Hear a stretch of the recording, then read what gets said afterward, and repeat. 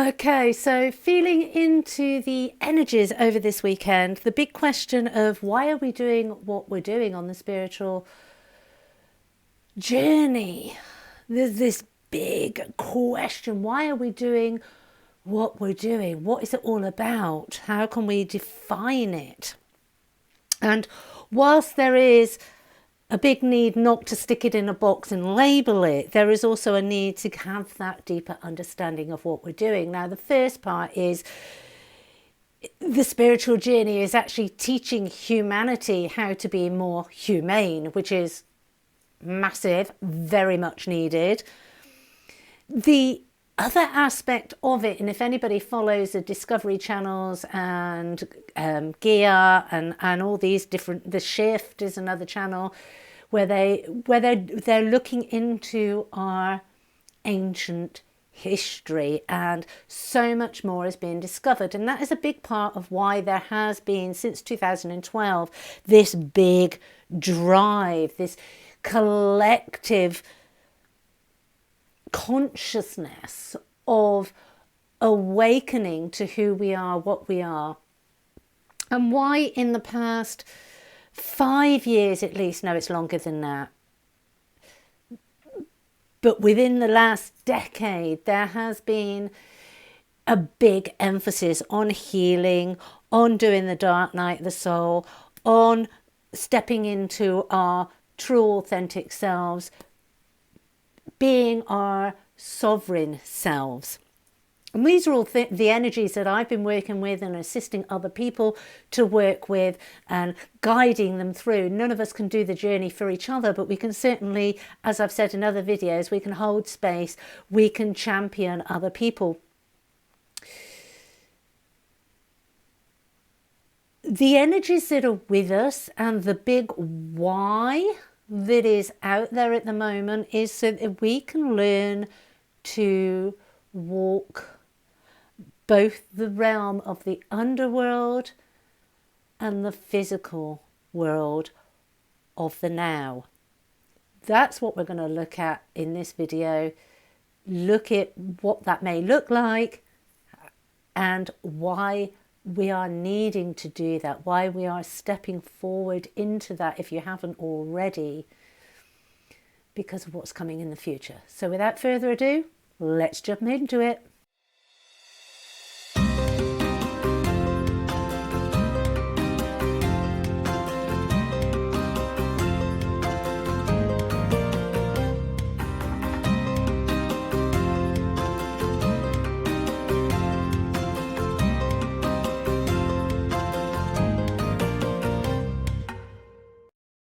Hi and welcome to Oaklaw Door. For those of you that don't know me, my name is Claire Attio. For those that are returning subscribers, thank you, thank you, thank you.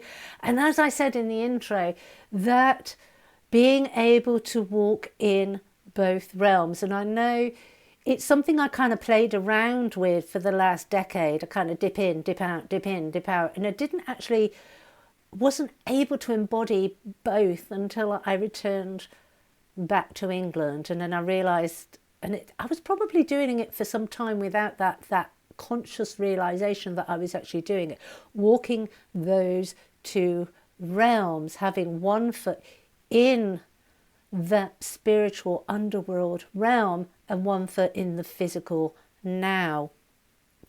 And the importance of actually bringing that into our lives goes much deeper than just humanity evolving, although that is a massive part of it. And as I said in the intro, desperately, desperately, desperately needed that humanity learns to be more humane.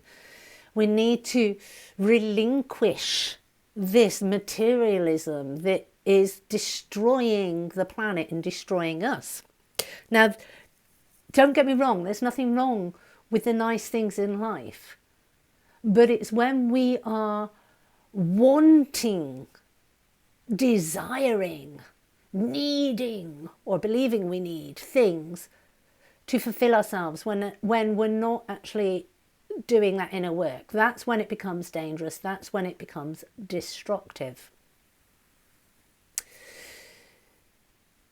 What I've been shown, I was meditating. I kind of like went into my walking the underworld, seeing as that's the thing, walking the underworld, I was in that meditative state and connected with my guides. And it was interesting what they were showing me. When I first started on my spiritual journey, those of you that follow me will know that my first really profound meditations took me to Atlantis, and I was shown things there, and I've been shown things all the way through, and I worked very heavily with the energies of the goddess Athena, but not the Greek goddess of Athena, although it is the same embodiment, but the high priestess of the Temple of Truth in Atlantis.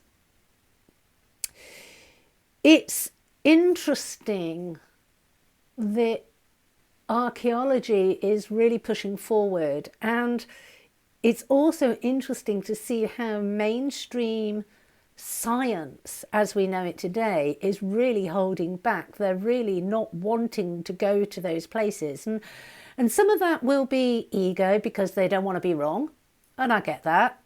When you've had a belief system for all of your lifetime, to then have to change it because there's new evidence, that is a challenge in itself. And also, whilst there is new evidence, we do not and haven't yet been fully able to determine what that evidence means.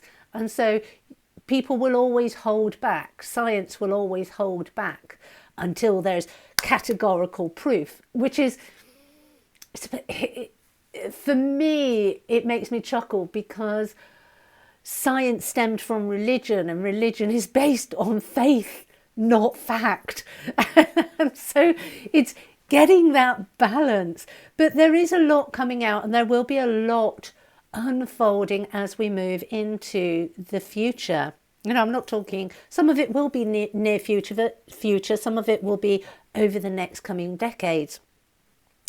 But this need, this push, this drive, those of us that tune into the energies and kind of give out this information and have been kind of signposted towards, about walking in both realms, learning to balance the underworld, bringing and embodying that in our now life existence, for me represents the past and the now. And these other discoveries that are going on at the moment that we're still learning about, that we've still got a huge amount to learn, their unfoldment, I believe, will occur when the greater population of the planet has mastered the past and the now. Because there's a lot of ancient wisdom. And that's the key phrase, the wisdom to know how to use this information. I always think of us as the, we are the students on the planet. Earth is our campus of learning, and we are still babies in the whole creational scheme of things. We're still very childlike. We still have a lot of learning and growing and understanding to do. And I truly believe that the call for many to kind of push forward the guidance of getting in touch with your ancestral roots, knowing who you are, stepping into your sovereignty, walking your north node, is to give a firm foundation rather than the false identities of our mainstream history. When we're able to question rather than be fed, when we're able to be the leaders of our own life rather than be shepherded, or herded, I should say, that's when we will be ready, and that is when this further knowledge of the future will start to unfold. I've always been a true believer that history serves as a great learner. The problem is humanity for many generations has simply been repeating, making a few tweaks here and there, but not really changing anything, not being super introspective, not going, okay, well, that came from a base of fear. That thinking came from fear. That thinking came from lack. We're learning about this now. We're learning the difference between reacting and responding. We're learning the difference of being able to be vulnerable, but hold boundaries.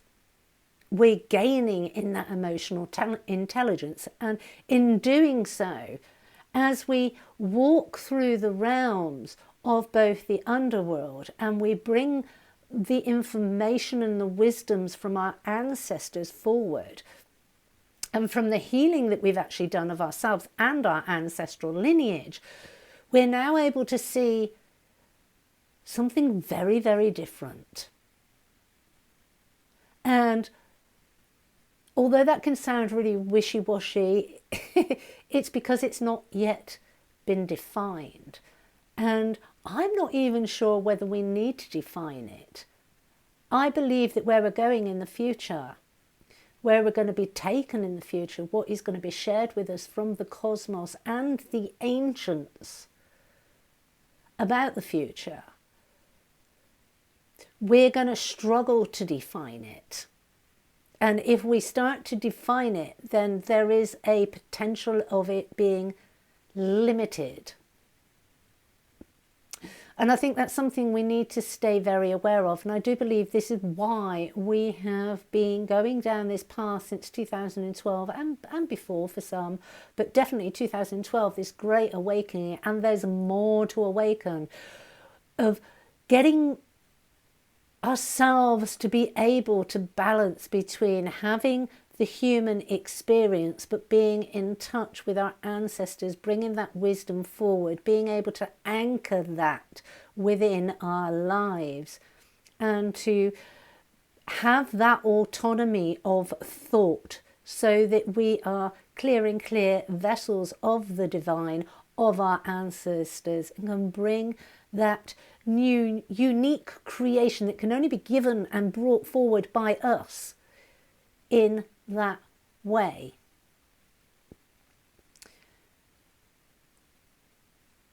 What I was shown this morning was the present linking to the past and being able to bring that forward and bring that wisdom in forward, and that building that solid foundation before we link to the future. And I truly believe, by what I was actually shown, that in time, and hopefully in my lifetime, but I'm not I'm not going to have attachment to that, because I'll always come back again and do it again.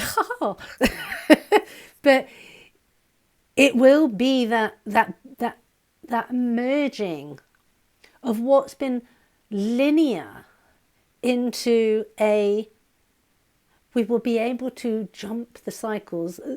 Some of us do it already. We kind of jump to the past, to the future, to the present, and we're able to kind of jump those cycles and see those different playouts. What's going to happen is, in the future, there is going to be a greater understanding of that, and there is going to be a greater understanding of the power of the energy that we all radiate and resonate with, and how that propels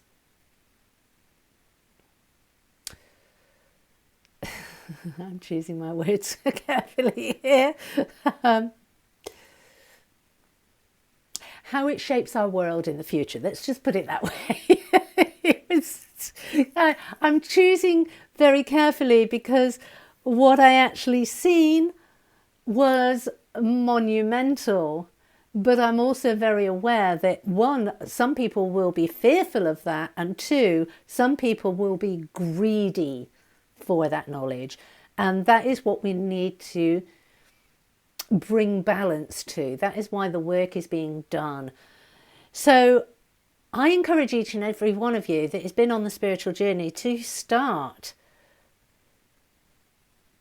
on a daily basis bringing in that ancestral heritage, that ancestral wisdom, that knowledge.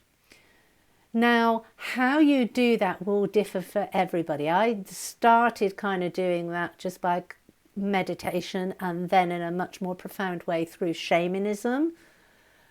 There are many, many different techniques that are out there that are being taught that will help you to do that, or it may be a case of taking a deep breath, connecting to your heart space and asking how you can do that, and trusting it, and then practicing it, and in that practice building it.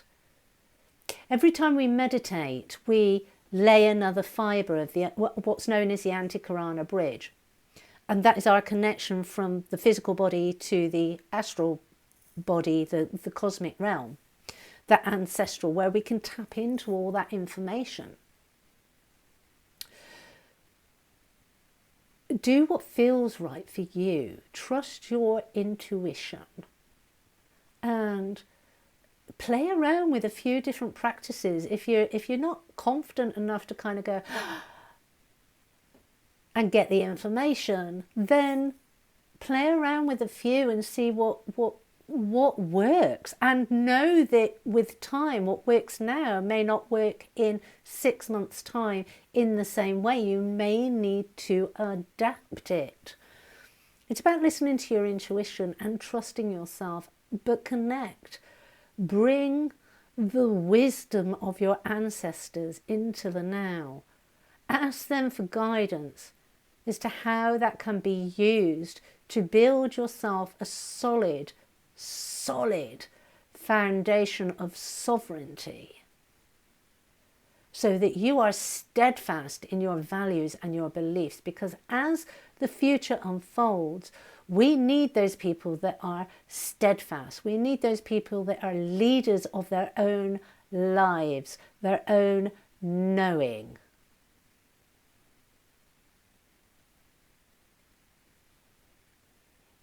If we move forward and we are still the greater population followers,